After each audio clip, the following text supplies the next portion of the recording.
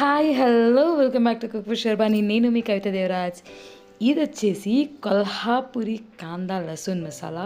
చాలా చాలా సూపర్బ్ యమ్మీగా ఉంటుంది. దీంతో నేను ఆల్రెడీ ఎగ్ కర్రీ కూడా చేశాను, అది కూడా మీకు పోస్ట్ చేశాను.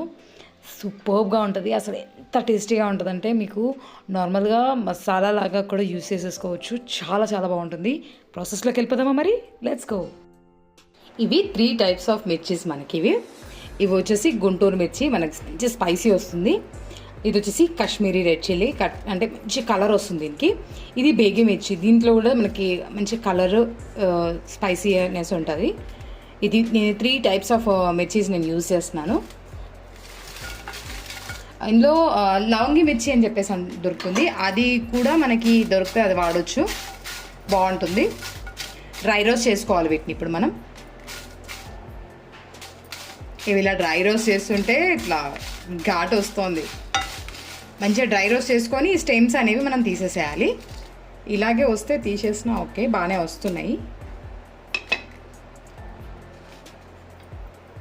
వీటన్నిటికీ కొంచెం రోస్ట్ చేస్తే మనకి ఈజీగా వచ్చేస్తాయి. రోస్ట్ చేసిన తర్వాత మాడకూడదు, జస్ట్ మనకి హీట్ అవ్వాలి అంతే. అవి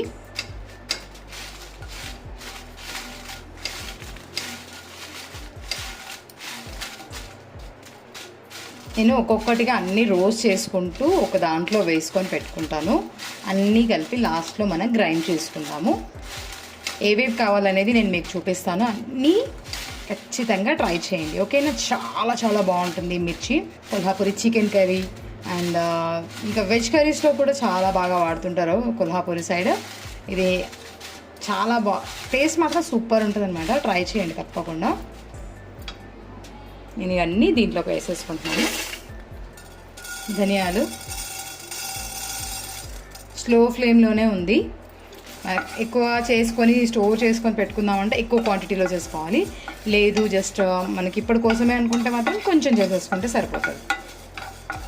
నేను మాత్రం ఒక 2-3 టైమ్స్కి వచ్చేటట్టు స్టోర్ చేద్దామని చెప్పేసి చేస్తున్నాను. అస్సలు మాడనివ్వకుండా స్లో ఫ్లేమ్ మీద చేసేసుకోవాలి. మంచి అరోమా వస్తుంది కదా మనకి ధనియాలు వేయిస్తుంటే.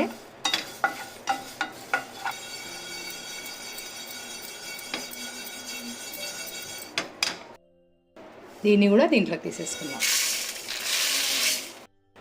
జీలకర్ర, సోంఫ్, షాజీరా.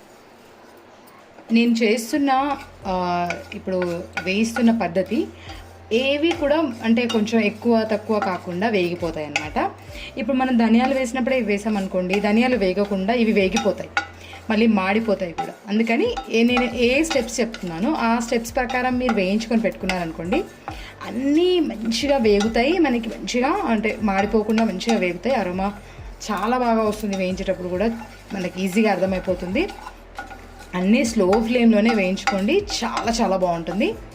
అండ్ టేస్ట్ కూడా ఎక్దమ్ వస్తుంది అన్నమాట. చూసారా, ఇవి వేగిపోయాయి. ఇంత తొందరగా వేగిపోయాయి. మనకు ధనియాలు ఇంత తొందరగా వేగవు కదా, అప్పుడు మనకి ఇవి మాడిపోతాయి అన్నమాట ధనియాలు వేయించినప్పుడు వేయిస్తే. అండ్ నెక్స్ట్ ఆవాలు, గసగసాలు, నువ్వులు.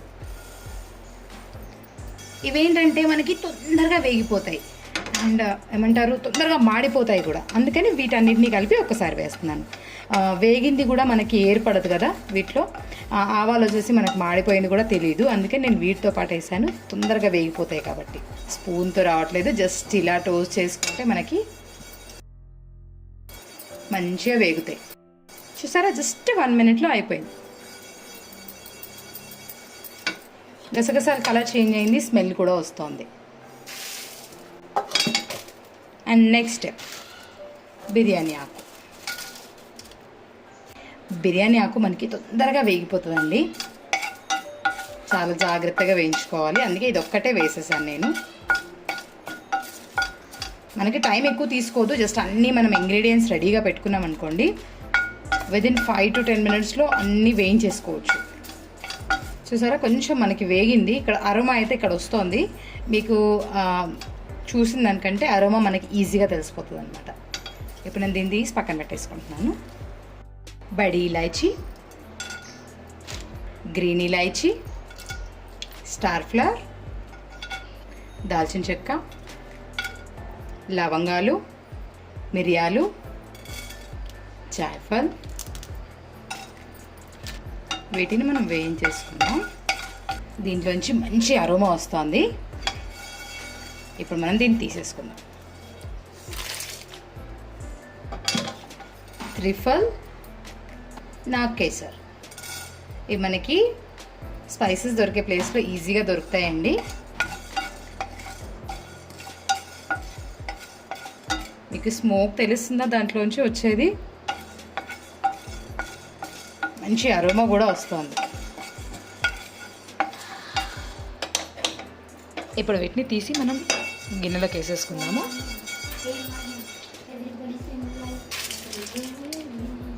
ఇప్పుడు అన్నీ డ్రై ఇంగ్రీడియంట్స్ అన్నీ అయిపోయాయి కదా. ఇప్పుడు వెట్ ఇంగ్రీడియంట్స్.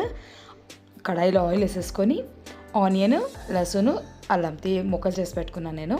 ఫస్ట్ ఆనియన్ వేసేసుకుందాము. ఆనియన్ మనకి ఒక 3 to 5 minutes వరకు మంచిగా వేయించుకోవాలి ఆయిల్లో. కొంచెం ట్రాన్స్పరెంట్గా వచ్చిన తర్వాత అప్పుడు అల్లము, వెల్లుల్లి కూడా యాడ్ చేసుకుందాము. ఫస్ట్ మనకి క్వాంటిటీ కూడా నేను పెద్ద సైజు ఒక ఆనియన్ తీసేసుకున్నాను. ఒక చిన్న సైజు వెల్లుల్లిపాయ మొత్తం తీసుకున్నాను.